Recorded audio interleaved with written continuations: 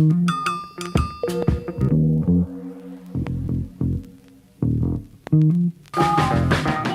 spent my whole damn life in the city.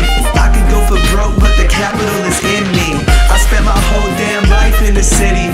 Anywhere I go, DC's coming with me. I spent my whole damn life in the city. I could go for broke, but the capital is in me. I spent my whole damn life in the city. Anywhere I go, DC's coming with me. I spent my whole damn life in the city. I could go for broke, but the capital is in me.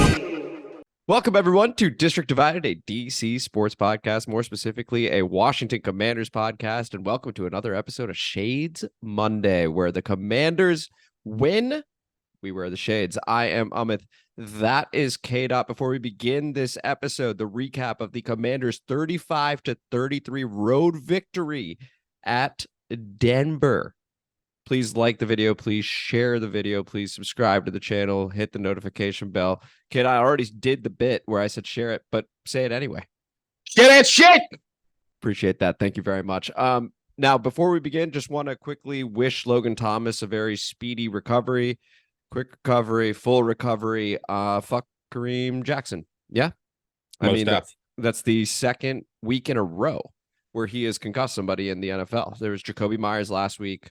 And now Logan Thomas suspension has to at least be considered. K-Dot. It's honestly ridiculous. Yeah, fuck that dude. And just to re-echo the point from last week, fuck those Arizona Cardinals and dirty ass plays too, and fuck the motherfuckers in the Colorado game. There's some dirty ass bitches playing football right now. Seriously. But there's also some great football being played right now, K-Dot. So why don't we go ahead and just jump into the game? So once again, a 35-33 victory over the Denver Broncos. Some people were calling this a must-win game for the Denver Broncos. I was one of them, and many, many others as well, because if they fall into an 0-2 hole in the AFC West, there's AFC's loaded, stuff like that. Too bad for them. Let's talk about us. We're 2-0 now, K-Dot. This feels good. First time since 2011 that we are 2-0. K-Dot, what was your reaction to the game? Well, hang on. Before I do anything, let me make sure I let everybody know I'm smoking on that Broncos pack. Hang on. Yeah, gotta light that up right quick. Love it. Yeah. So it was good, man. It was just a good victory. Like the thing is that it felt like going in, at least in the first half, just like in the first game, we started out a bit flat, right? So like defense wasn't necessarily doing exactly everything they needed to do. Denver was just rolling down the field. I'm sitting down there on the couch, like, once again, I'm medium as far as the Commanders go, but I'm like, goddamn, maybe I was right about these goddamn Broncos and Sean Payton. Holy shit, Russ's arm looks pretty good out there right now. Oh shit. So I'm worried. I'm worried in the sense I'm look like a goddamn jackass coming back here on the podcast. But sure, you could just see little by little, they started getting more confidence. I think the Sam Howell thing is probably the biggest discrepancy I see from the first half to the second half, even though he was getting his bearings in the end of the first half.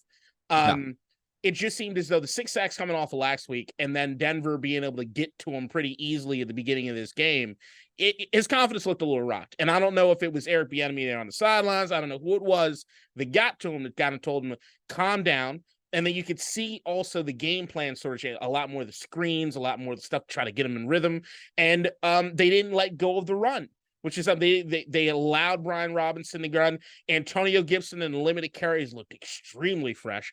While Brian Robinson has some runaway closeout speed at certain points in this game, but Antonio Gibson looks like shit, man. If you can give that dude like 10 carries a game, he can get you something as long as he hold on to goddamn football. But it was just one of those victories that you could just see when you have a team, especially a team this young, going through, there are always these benchmarks to get to. And it's how do you face adversity? How do you face being on the road, down by 18 points, brand new offensive coordinator? I'm quarterback in his third start ever. You got Chase Young coming off the injury with all the pressure, and they were able to face all of it.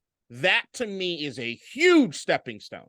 I want to echo what you just said. First off, you absolutely nailed it. But I also want to echo this team showed heart, right? For the first time in Lord knows how long, right? I mean, the franchise has been through a whole lot off the field, of course, and on the field, the product hasn't really been that good. But in this game, right, going down 21-3, and I also had the same thought. I was like, shit, I was right. Russell Wilson looks great. Sean Payton, Javonte Williams early on, breaking a lot of tackles, stuff like that. I was like, oh shit, this is not looking good. And then all of a sudden, when that forced fumble occurs by Jamin Davis, who gets a game ball on defense for me because he changed the game with that.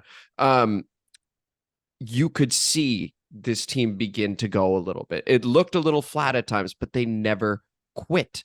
21-3 down on the road, stadium's rocking.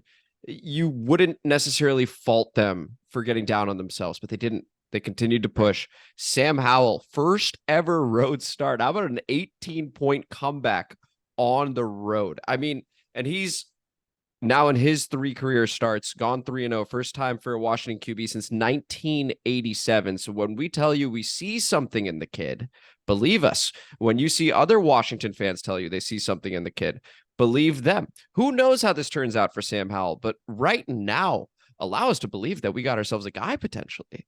Like, he played really well. 27-39, 299 yards, 2 touchdowns. Want to shout him out. Of course, Brian Robinson, as you mentioned, and that was your point, K-Dot, sticking with the run, 18 carries, 87 yards, 2 touchdowns, does wonders when you haven't been shot in the leg in the offseason. Like, he looks a lot faster. And then Antonio Gibson, he had that burst. We talked about Russell Wilson having 10 different guys catch a ball last week. Sam Howell had 10 different guys catch a ball this week. It was really sweet. I want to talk about the defense and getting after Russell Wilson, right? Yeah. 7 sacks on the day. Russ still 18-32, 308 yards, 3 touchdowns, a pick, Emmanuel Forbes, shout out, and a 107.3 rating. But I still think the defense after that forced fumble, man, looked pretty good, huh? Yeah, man. I mean, they shut shit down because it did look at one point that was going to be a very long day for the defense, especially early on in the game. As you were saying, Javonte Williams just breaking those tackles, that alone is so demoralizing to a defensive front that really prides himself on stuff, right? I was so blown away. Jamin Davis's speed, his closing speed, incredible, is insane. He looks all pro level as far as his closing speed, getting there when he sees, all right, quarterback's flushed out of the pocket. He ain't got no options. I'm just gonna go for it. You see Georgia go against like a TCU, and you see the SEC speed versus just like the other school. That's Jamin Davis. That's what it looked like on the field, right? But the D line, I mean, all credit to those guys mainly more than anything. I mean, Cam Curl had some damn good plays, but that's to be expected from our guy Cam. Of course. I mean, if you're talking about like game balls, Deron Payne had some really fantastic good game. John Allen always being John Allen. I was more than anything Chase Young, man. We were talking about. I know that he was enough for you to change your pick, and he was a difference maker in that game. If you even look at that fumble recovery, if it's not for him and where he is as far as applying the pressure, it doesn't happen. So, to get 1.5 sacks, which equals his total of everything he's had since his rookie season, it only goes up from here, guys. So, that felt good, and it also felt great after the game, just watching Chase talk to the reporter, and with Sam Howell right there. Chase does not like wearing shirts, which is fine by me.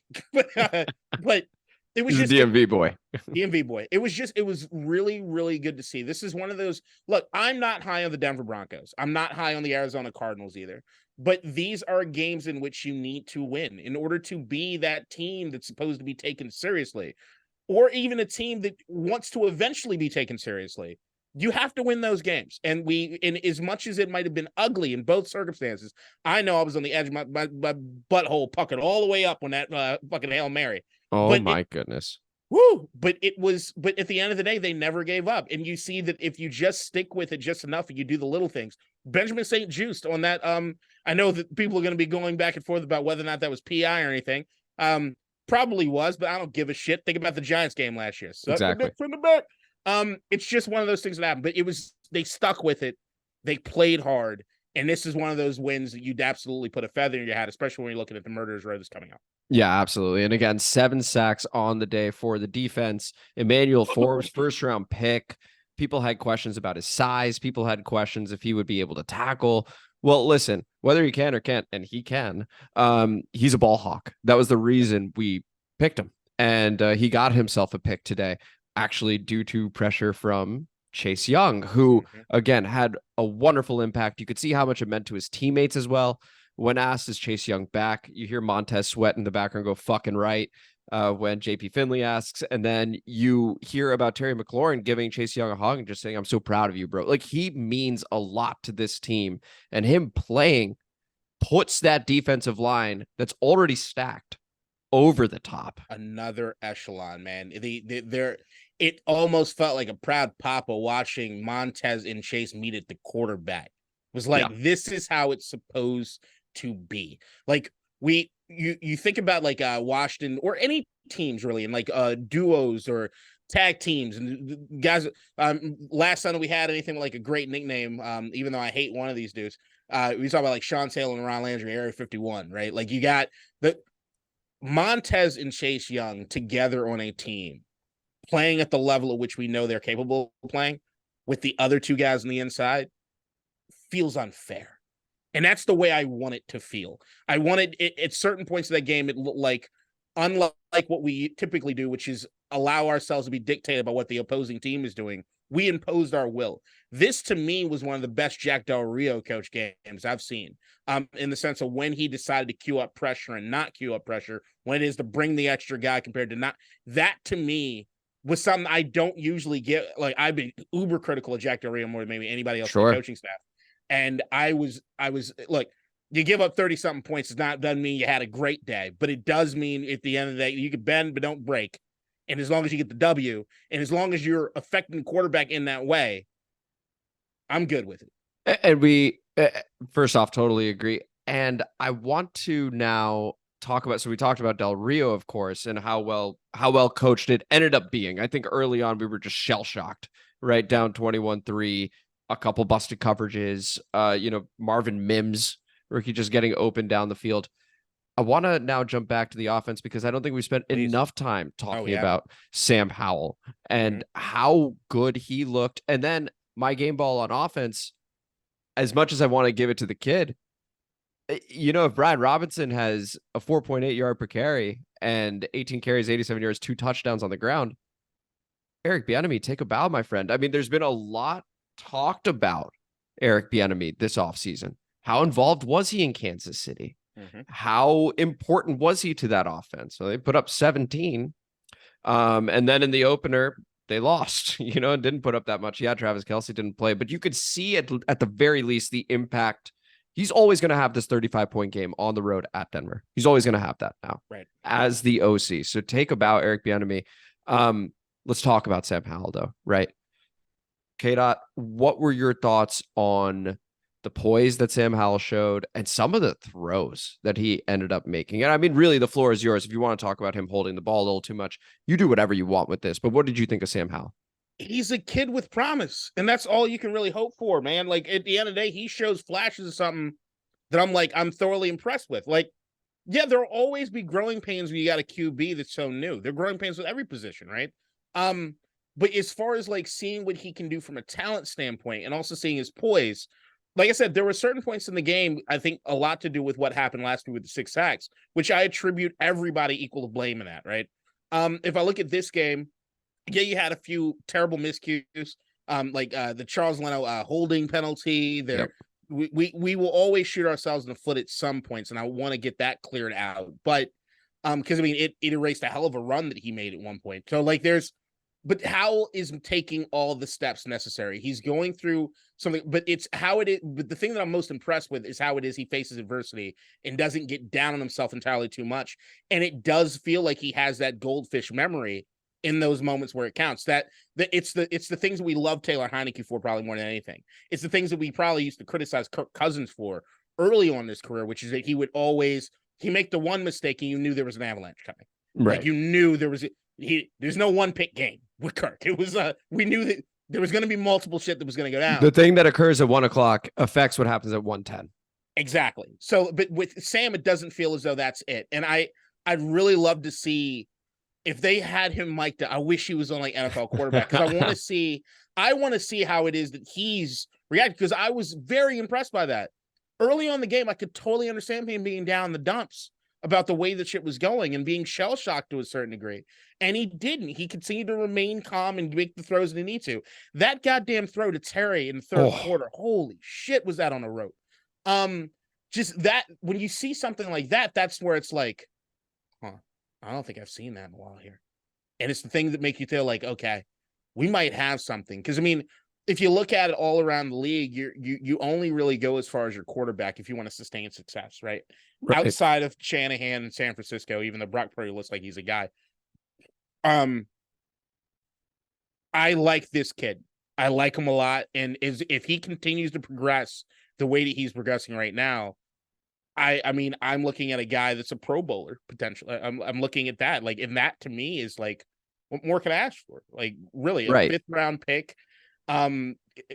Dude that was heralded at one point, then unheralded, then comes in to this situation. The coaching staff doesn't even know what the fuck they got. Like, I'm happy. Yeah, how could you not be? Now, the one unfortunate thing about this performance, he was 1 yard away from his first 300-yard game. So people will be like, he hasn't thrown for 300 yards. Just watch. They're just going to be like, but he hasn't thrown for 3. He was a yard away, man.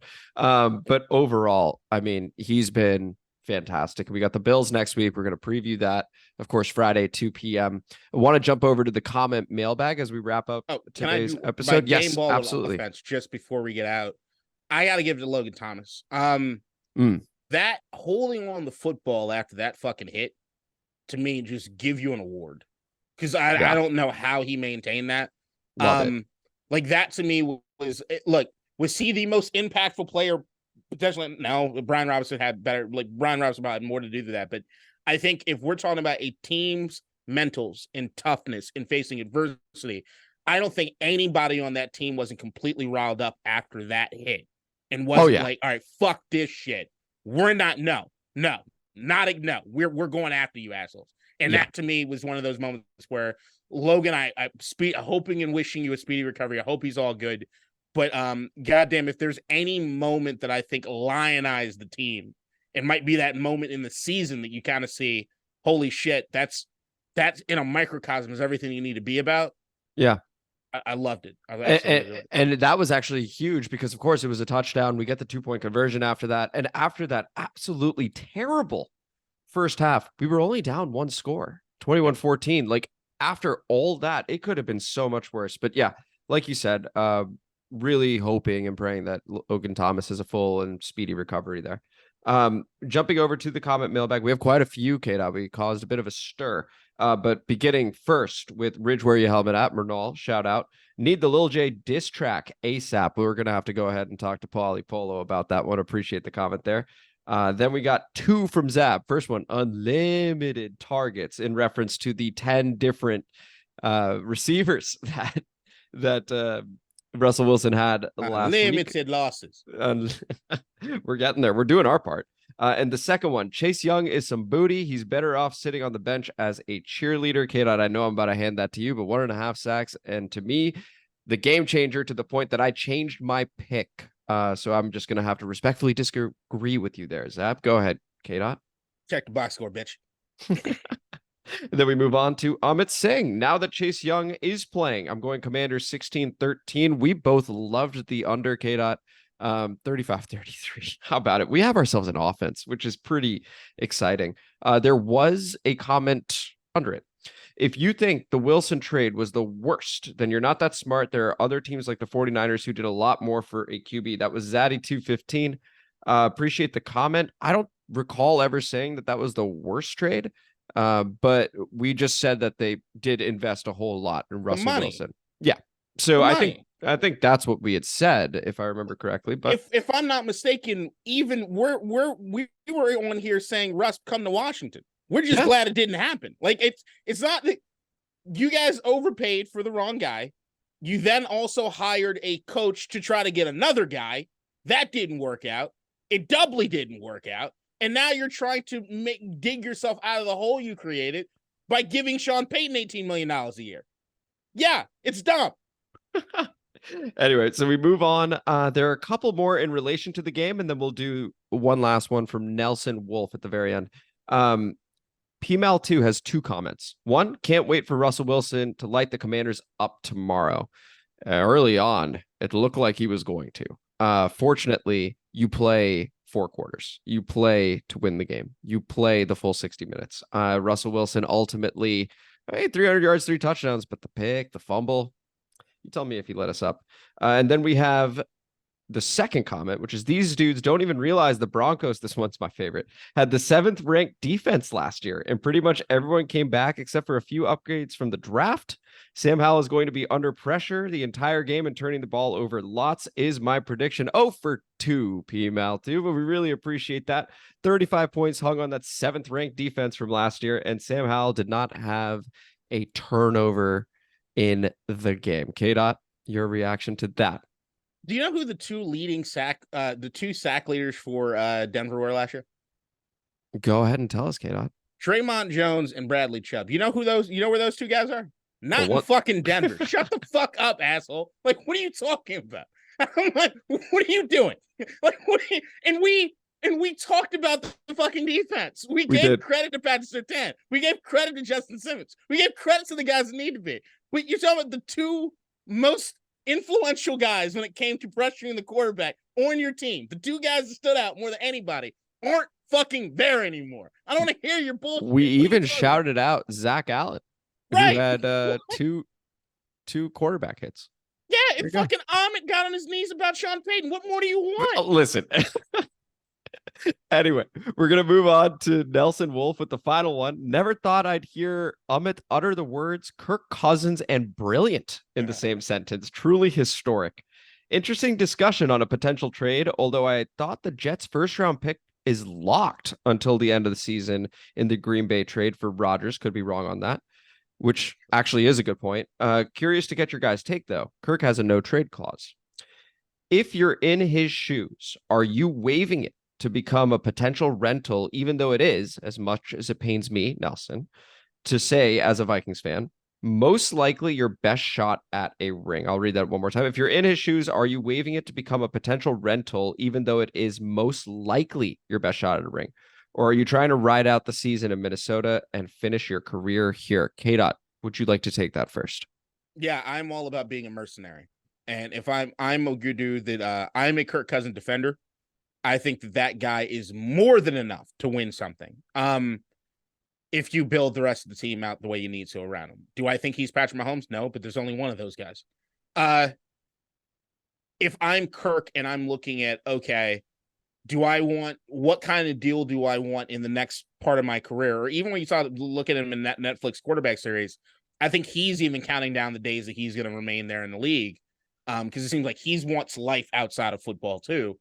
Yeah, that Jets team is ready-made, guy. Like, if you want to potentially stack your resume just a bit more, fucking do it. I'd jump in a heartbeat. If Minnesota's not ready to lock you down, then the best thing that you could possibly do is go put on a fucking show for the rest of the league to know, hey, Kirk might be the guy that we need to kick the tires on. You also have the golden opportunity. This is all if the Jets were to do this, and we don't know that they would. Which they won't. But and you're right about the pick being locked, because it is locked to the play time, and maybe they can renegotiate because Rodgers is out, but even Rodgers is saying he wants to come back by the playoffs, so who the fuck knows? Right, so who fucking knows? But in this hypothetical, if I'm Kirk Cousins, I would also be willing to do it because there is this idea that I choke. Right, in big games. Well, here you go. You're going to get the best defense you've ever had on the other side of you. You have a running game that's probably the best you've ever had as well. And you've got Garrett Wilson, and you've got, a couple other guys. They're not like the best weapons on the planet, but you are still able to produce within that offense. So like if I'm Kirk, yeah, there's a lot I need to prove still too. And he just came off 364 yards, 4 touchdowns, no picks, a QBR of 83.6. Again, that's out of 0 to 100, 100 being the best. 83.6 is a fantastic score, a passer rating of 125.6. But that was the show. And this is District Divided. Go ahead. One last thing, because we were talking about the Jets thing. I will say this about Kirk or anybody else that goes to the Jets, and it's a point that I made last week, and I'm going to continue to make every time that we talk about it. The Jets don't fucking know what they're doing on offense. Without Aaron Rodgers there, I don't trust anyone to go there and run anything. They don't know what they're doing. They don't know. Look, Sean Payton's a fucking dickhead, but he wasn't inaccurate about Nathaniel Hackett. That's all I need to say. may have been a bit of an exaggeration, but point taken, didn't go well, clearly. I mean, he was gone before the end of his very first year. But anyway, that was the show. This is District Divided, DC Sports Podcast. Thank you guys so much for listening to today's episode, and enjoy your Victory Monday, your Shades Monday, if you will. Feel free to rock those. And if you enjoyed the episode, please like the video. Please comment on the video. Please subscribe to the channel. And K-Dot, one last time. Share that shit. Share that shit. And light up that Broncos pack. We will see you guys Friday at 2 p.m. We'll do the After the Pod, more comment, mailbag, all that jazz, previewing the Buffalo Bills, who scored themselves a nice victory over the Las Vegas Raiders. We will preview that game. So until then, victory! Spoiler alert, victory! Take it easy. In DC, we're just hoping that you listen.